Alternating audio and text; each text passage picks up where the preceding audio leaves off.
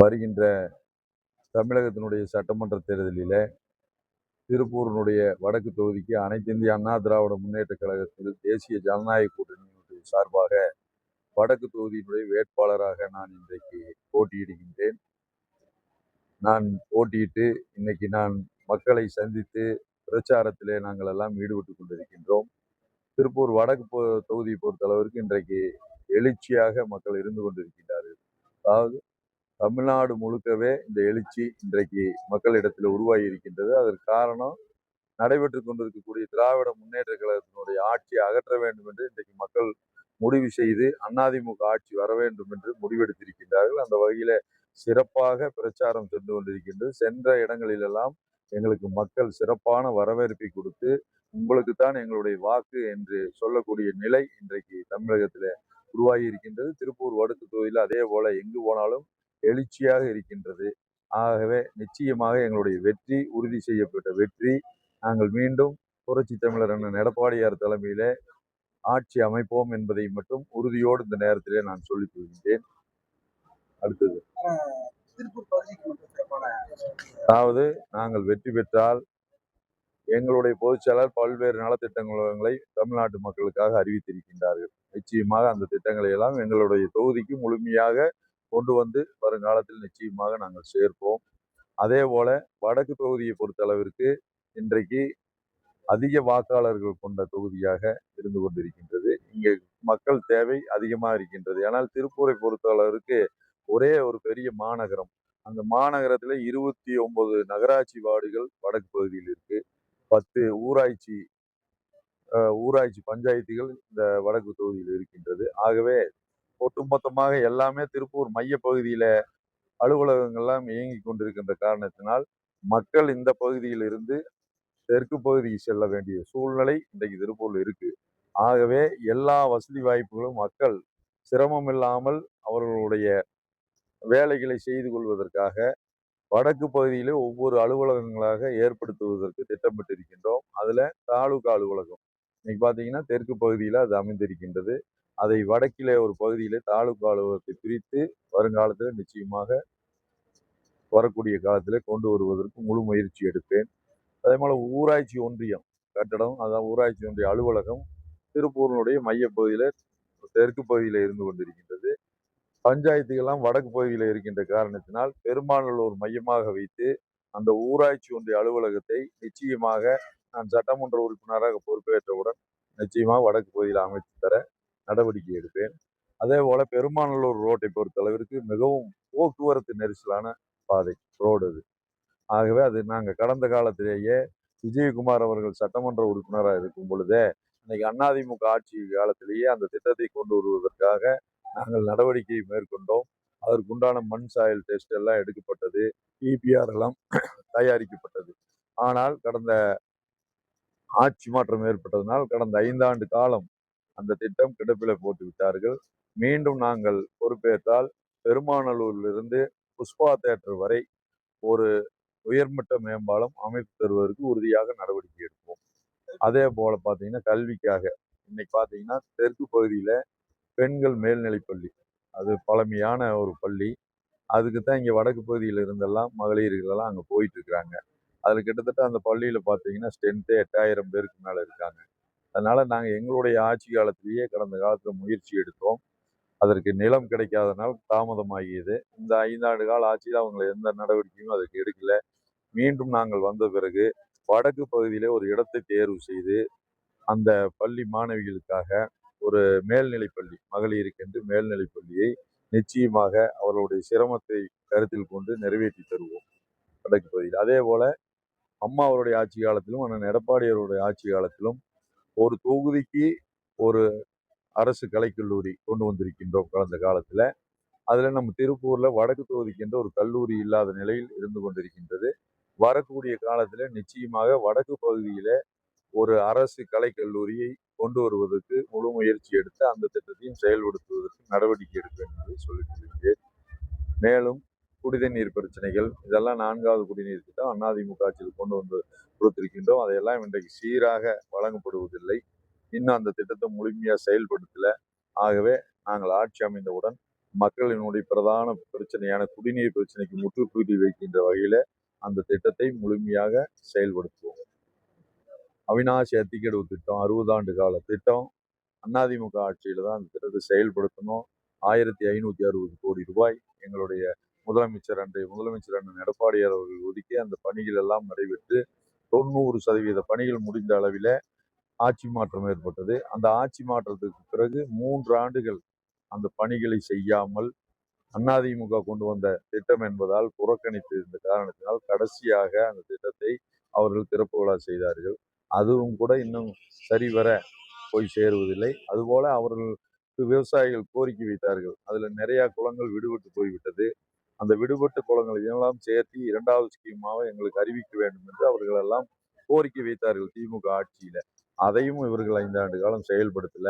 மீண்டும் அதிமுக ஆட்சி பொறுப்பேற்றவுடன் எங்களுடைய பொதுச் செயலாளர் வருங்கால முதலமைச்சரான எடப்பாடியார் அவர்கள் வந்தவுடன் எப்படி முதல் திட்டத்தை நிறைவேற்றணுமோ அதே போல 2வது திட்டத்தையும் நிச்சயமாக அந்த விவசாய பெருங்குடி மக்களுக்காக நிறைவேற்றி தருவோம் என்பதை உறுதியாக சொல்லிக் கொள்கிறேன்.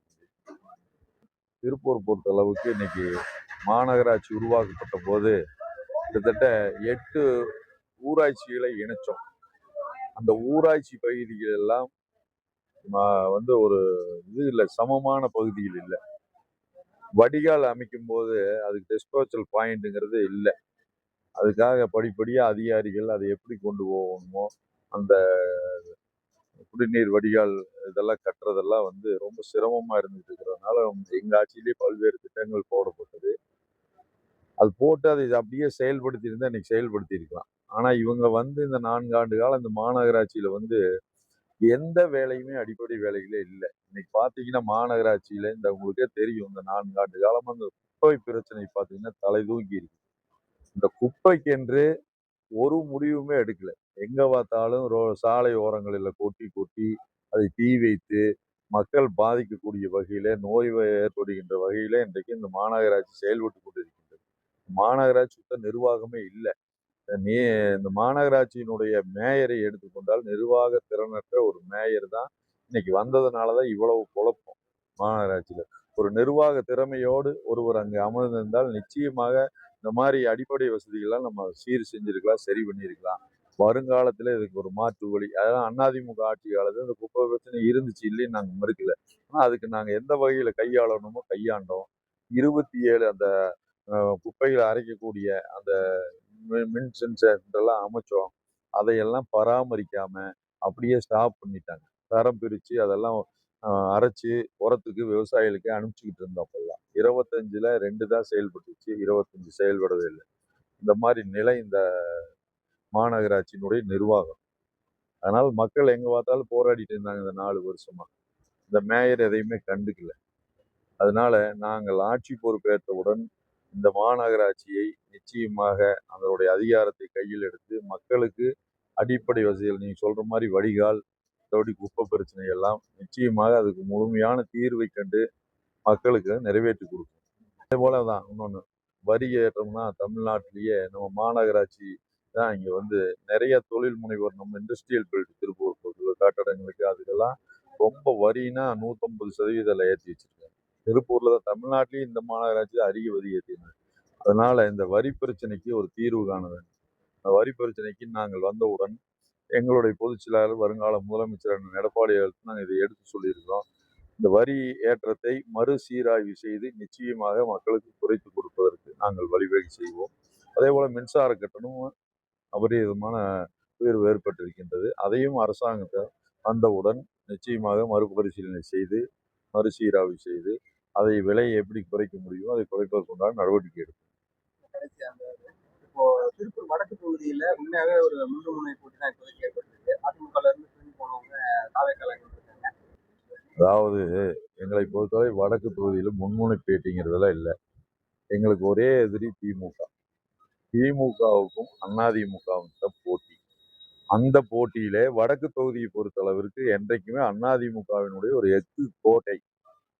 அதனாலதான் நாங்க பிரச்சாரத்துக்கு போறப்பெல்லாம் மக்கள் எல்லாம் எழுச்சியோடு இருக்காங்க. அதிமுக தான் வரணும், அவங்க வந்தா தான் நல்லது செய்வாங்க அப்படின்னு மக்களாக அவங்களாக சொல்லக்கூடிய நிலை வடக்கு தொகுதியில முழுமையா நிலவுது எங்க பிரச்சாரத்துக்கு போனாலும். அதனால புதுசா வந்திருக்கிற கட்சி ஒரு ஒரு ஒரு கட்டமைப்பே இல்லாத ஒரு கட்சி. அவங்க இன்னும் கட்டமைப்பே எதுலயும் ஏற்படுத்தல. பொத்தாம் பொதுவா போய்கிட்டு இருக்காங்களே ஒழிய, ஒரு கட்டமைப்போ, ஒரு நிர்வாக திறனோ ஒண்ணுமே கிடையாது அவங்ககிட்ட. மக்கள் அவைகளை நம்பி வாக்களித்து அவர்கள் ஏமாற மாட்டார்கள். இதுதான் நிலைமை. அதே போல திமுக அந்த 5 ஆண்டு காலத்துல மக்கள் கடுமையா பாதிச்சுட்டாங்க. விலைவாசி உயர்வுல இருந்து, சட்ட ஒழுங்கு சீர்கேட்டில இருந்து மக்கள் ரொம்ப பாதிச்சுட்டாங்க. அதனால் மக்கள் வெறுத்து போய் இருக்கின்றார்கள்.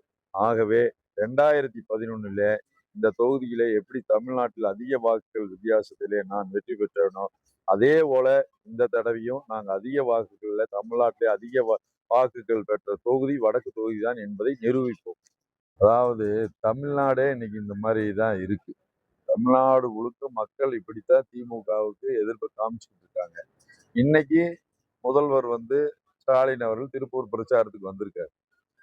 இந்த 5 ஆண்டு காலம் இவங்க சொன்ன கோரிக்கை என்ன செஞ்சிருக்காங்க?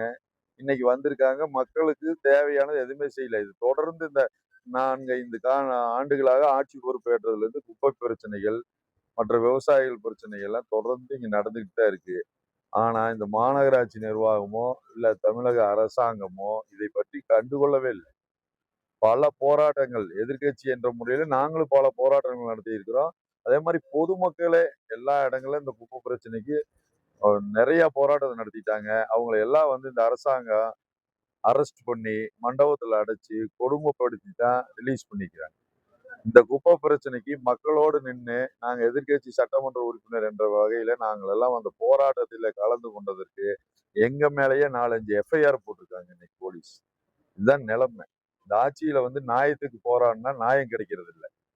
அதுக்கு மாறா யார் போராடுறாங்களோ அவங்க மேல அரசு நடவடிக்கை தான் எடுக்குதோ ஒழியோ அந்த பிரச்சனைய தீர்ப்பதற்குண்டான எந்த வழிவகையும் செய்யல. இதான் நிலை. அதனாலதான் அவங்க தாக்கு பிடிக்க முடியாம இன்னைக்கு முதலமைச்சரே நேரா இந்த ஊருக்கு வரும்போது அவருக்கு கருப்பு கொடி காட்டுறாங்க. இதுல ஒண்ணும் ஆச்சரியப்படுறதுக்கு ஒண்ணும் இல்லை. ஏன்னா அவங்க எதுவுமே செய்யலைன்னா அவங்க கேட்கத்தானே செய்வாங்க. ஒரு முதலமைச்சர் இந்த பிரச்சனையை அவர் நாலேஜுக்கு போயும் கூட அதுக்கு எந்த நடவடிக்கையுமே எடுக்கல. அதுக்கு எந்த அறிவிப்பும் வெளியிடல. அந்த அளவுக்கு திருப்பூர் மாநகராட்சி பாதிச்சிருக்குது. அதனால மக்கள் எல்லாம் இன்னைக்கு வெகுண்டெழுந்து அவங்களாகவே கருப்பு கொடி காட்டுறாங்க. இந்த மாதிரி உண்மையான நிலை. இதை அவங்க தெரிஞ்சுக்கணும். உண்மையான மக்கள் எதிர்ப்பு எப்படி இருக்குங்கிறது அவங்களுக்கு தெரியும். அவங்களுக்கு தோல்வி பயம் வந்துருச்சு. அதனாலதான் அவங்க இந்த மாதிரி போய்கிட்டு இருக்காங்க. வேற ஒண்ணு. தமிழகத்துக்கு மோடி தான் வராரா? அதாவது அவங்க என்னைக்கு தான் நிதி தமிழ்நாட்டுக்கு வந்திருக்குன்னு இன்னைக்கு வரைக்கும் சொல்லியிருக்காங்க. தமிழ்நாட்டிற்கு மோடி அவர்களும் உள்துறை அமைச்சர் அமித்ஷா அவர்களும் பல முறை பல திட்டங்களை இன்னைக்கு அவங்க அடிக்கல் நாட்டிட்டு போயிருக்காங்க. பல திட்டங்களுக்கு நிதி ஒதுக்கியிருக்காங்க.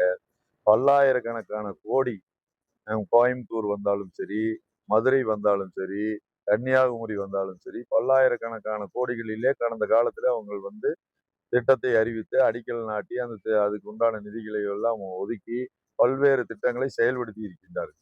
அவர்கள் அரசியல் ரீதி காழ்ப்புணர்ச்சியால் இந்த மாதிரி அவங்க போய் சொல்லிக்கிட்டு இருக்காங்க. மக்களை ஏமாத்துறது தான் திமுகவினுடைய வேலை. நம்ம மக்களை நம்ப வைக்கணும். ஆனா இன்னைக்கு மக்கள் தெளிவாயிட்டாங்க. திமுக நம்ம ஏமாத்துறாங்க. அந்த திமுகவுக்கு நாம வாக்களிக்க கூடாது. அதிமுக தான் சொன்னதை செய்யக்கூடிய ஒரு கட்சி. ஆகவே அதிமுகவுக்கு வாக்களித்து நம்ம ஆட்சியில் அமர வைக்க வேண்டும் என்று மக்கள் முடிவெடுத்து விட்டார். அவங்களே ஓப்பனா சொல்லிட்டாங்கல்ல. அதான் இன்னைக்கு பெரிய பிரச்சனையா தமிழ்நாட்டுல அதுதான் இருக்கு. சட்ட ஒழுங்கு என்பதே கிடையாது. பெண்களுக்கு பாதுகாப்பு இல்லை. அதுக்கு காரணம் போதைப் பொருள் நடமாட்டம் அதிகம். அந்த போதைப் பொருளை கட்டுப்படுத்தக்கூடிய காவல்துறை யாருகிட்ட இருக்கு? தமிழ்நாட்டினுடைய முதலமைச்சர் கையில் இருக்கு.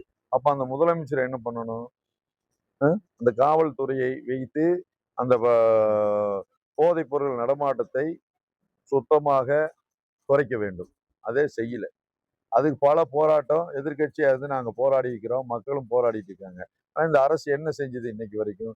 போதைப் பொருட்கள் நடமாட்டம் அதிகமாயிட்டே போகுது. இதனால என்ன ஆகுது? பாலியல் வன்கொடுமை. சிறிய குழந்தையிலிருந்து 2 வயசு குழந்தையிலிருந்து 70 வயசு முதியோர் வரைக்கும் பாலியல் வன்கொடுமையில இன்னைக்கு பாதிக்கப்பட்டு எத்தனை போக்சோ சட்டத்துல எத்தனை பேர் கைதாகி இருக்காங்க இந்த ஆட்சியில் மட்டும் கணக்கெடுத்து பார்த்தீங்கன்னா தெரியும். அதெல்லாம் யார் ஆட்சியில் நடந்திருக்கு? இதே கடந்த கால அதிமுக ஆட்சியில போக்சோ சட்டத்துல இத்தனை பேர்த்த நம்ம சட்டத்துல கைது பண்ணியிருக்கிறோமா? கிடையாது. திமுக ஆட்சியில் பண்றோம்னா இந்த போதைப் பொருள் அதிகமா, இந்த பாலியல் தொல்லை அதிகமா நடக்கிறதுனாலதான் அதில் நம்ம கைது பண்றோம். இதே அவங்களுக்கு சாட்சியா இருக்குது. அவங்க வந்து அதை தவிர என்னன்னா அதுதான் மெயின். மக்கள் பாதுகாப்பே இல்லைன்னா அதுல என்ன இருக்கு? அதுக்கு மேல என்ன மெயின் இருக்கு? மக்கள் பாதுகாப்பா இருந்தா தான் நம்ம எதையுமே செய்ய முடியும். மக்களுக்கே பாதுகாப்பு இல்ல, அது இருக்குது, வேற எல்லாம் என்ன இல்ல அப்படின்னு கேட்டா இது என்ன பதில் சொல்லும்? அந்த அளவுக்கு அவங்க வந்து போன மாசம் வரைக்கும் இப்படி பேசுவாங்க, இந்த மாசத்துல இருந்து இப்படி பேசுவாங்க. அப்படி ஒரு கட்சி அது நம்ம ஒண்ணும் பண்ண முடியாது.